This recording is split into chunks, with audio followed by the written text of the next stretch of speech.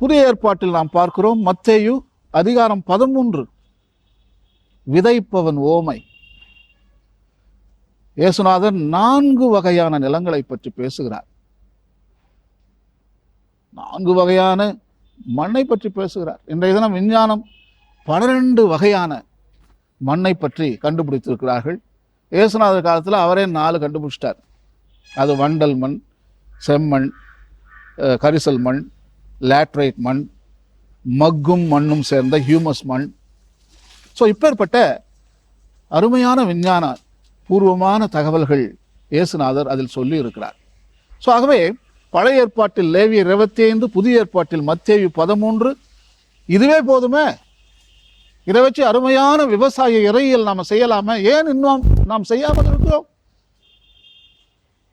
இந்திய நாட்டில் எத்தனை விவசாயிகள், ஆசியா கண்டத்தில் முக்கியமாக ஆசிய ஆயர்கள் குழு இதை கட்டாயம் கவனிக்க வேண்டும். இது காலத்தின் கட்டாயம். அன்பிற்குரியவர்களே, நிலம், இந்த நிலம் எல்லா உயிர்களுக்கும் தாயாக இருக்கிறது. மனிதனுக்கு மட்டுமல்ல. இங்கே பார்க்கின்ற இந்த அழகான தாவரங்கள், பல உயிர்கள் இந்த நிலத்திலே வாழ்ந்து கொண்டிருக்கின்றன. இந்த மண் உயிரற்ற ஒரு திடப்பொருள் அல்ல, வாழுகின்ற சமுதாயம். நுண்ணுயிர்களும் பேருயிர்களும் வாழ தகுந்த ஒரு வாழ்விடம். Land is not the commodity, but it is a community. திடப்பொருள் அல்ல, வாழ்விடம். இந்த மண்ணுக்கு உயிர் இருக்கிறது, வாழுகின்ற மண். இந்த மண்ணைத்தான் நாம் சாப்பிடுகிறோம். உணவெல்லாம் மண் தானே.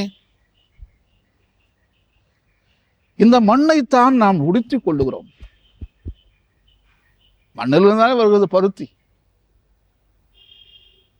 இந்த மண்ணைத்தான் நாம் அலங்கரித்துக் கொள்ளுகிறோம். பூக்களாக பெண்கள் வைத்துக் கொள்ளுகிறார்கள், மேக்கப்பும் போட்டுக்கிறோம். எல்லாம் மண்ணிலிருந்து தானே வருது.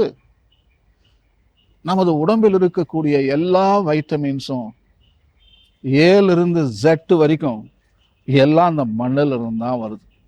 இந்த மண் இப்பொழுது ஏறக்குறைய ஒரு 6 இன்ச்சு மண்ணு தான் நான் சொல்ற அந்த அருமையான விளையக்கூடிய தகுதி பெற்ற மண். ஹியூமஸ்ன்னு சொல்லலாம்.